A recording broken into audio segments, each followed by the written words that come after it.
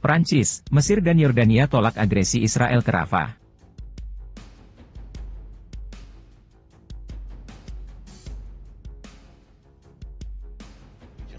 This is a war that cannot be won. Israel has already suffered a strategic defeat. And that is what we need to remember. And I think it is incomprehensible that the world is allowing Israel to continue with the murder and killing of innocent.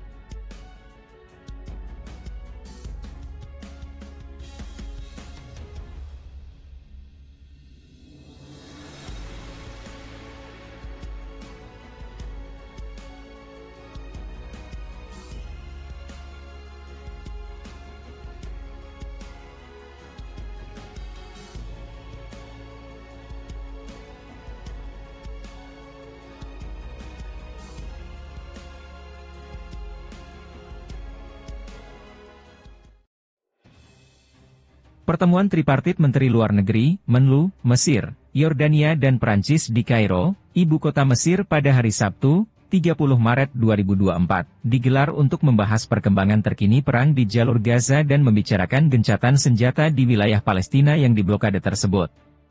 Dalam pertemuan tersebut, Menlu Mesir Sameh Shoukry, Menlu Yordania Aiman Safadi dan Menlu Prancis Stéphane Séjourné berkonsultasi mengenai Gaza dan membahas dampak perang di wilayah ini.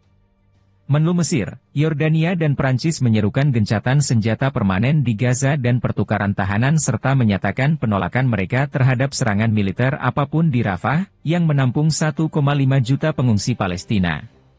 Mereka mengutuk semua serangan dan agresi dan memperingatkan tentang konsekuensi buruk dari situasi kemanusiaan, kelaparan dan runtuhnya sistem kesehatan di Gaza. Menlu Mesir, Yordania dan Prancis lebih lanjut menolak segala upaya untuk menggusur dan mengusir warga Palestina secara paksa.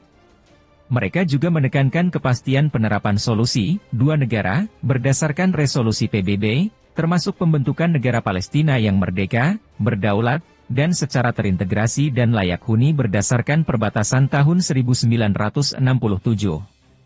Pengumuman posisi Prancis sebagai negara terpenting kedua Uni Eropa bersama Mesir dan Yordania, yang merupakan tetangga-tetangga Palestina yang diduduki, sehubungan dengan situasi di Gaza dan penekanan atas penolakan mereka terhadap serangan terhadap Rafah di selatan Gaza dan permintaan untuk gencatan senjata segera dalam perang Gaza, mencerminkan tuntutan global dalam konteks ini. Sementara perang di Gaza mendekati akhir bulan ke-6-nya, para pemimpin rezim Zionis, terutama Perdana Menteri Benyamin Netanyahu, masih menekankan posisi perang mereka dan bahkan menyabotase perundingan gencatan senjata untuk mencapai tujuan mereka dengan cara apapun, yaitu menyerang Rafah dengan klaim menghancurkan kelompok-kelompok perlawanan Palestina, khususnya Hamas. Israel, dengan lampu hijau dari Amerika Serikat, AS, sebagai pendukung terpentingnya, yang telah memberikan bantuan politik, ekonomi, militer dan senjata yang luas kepada Tel Aviv dalam beberapa bulan terakhir, secara terbuka terlibat dalam genosida terhadap penduduk Palestina di Gaza. Selain melakukan pengepungan dan serangan sehari-hari dari darat, laut dan udara terhadap penduduk Gaza, rezim Zionis tidak menghormati hukum dan peraturan apapun bahkan hak asasi manusia yang paling mendasar mengenai masyarakat Gaza. Anak-anak Palestina di jalur Gaza mengantri untuk mendapatkan makanan. Salah satu aspek dari pendekatan anti-kemanusiaan yang dilakukan Israel adalah kelaparan yang disengaja terhadap masyarakat Gaza. Sebelumnya, setidaknya seperempat penduduk Gaza menderita kelaparan dan berada di ambang kelaparan, dan kini situasi tersebut menjadi jauh lebih buruk dan banyak anak-anak yang meninggal karena kelaparan. Ini adalah masalah yang bahkan Washington harus mengakuinya. Terkait hal ini, seorang pejabat senior Departemen Luar Negeri AS mengatakan pada hari Jumat, 29 Maret 2024, bahwa sebagian wilayah Gaza bagian utara kemungkinan besar akan dilanda kelaparan. Pejabat senior Amerika, yang tidak ingin disebutkan namanya ini menuturkan, dapat dikatakan bahwa risiko kelaparan di selatan dan tengah Gaza tinggi, namun hal itu belum terjadi. Hal ini terlepas dari kenyataan bahwa kelaparan mungkin terjadi setidaknya di beberapa wilayah di Gaza Utara.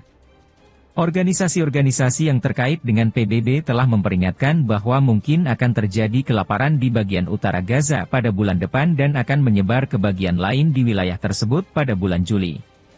Dalam situasi ini, Stephane Dujarric, juru bicara Sekretaris Jenderal PBB, menyebut kurangnya keamanan, tidak adanya kerjasama dengan Israel, kurangnya truk dan bahan bakar sebagai tantangan besar dalam proses pendistribusian bantuan kemanusiaan di Gaza.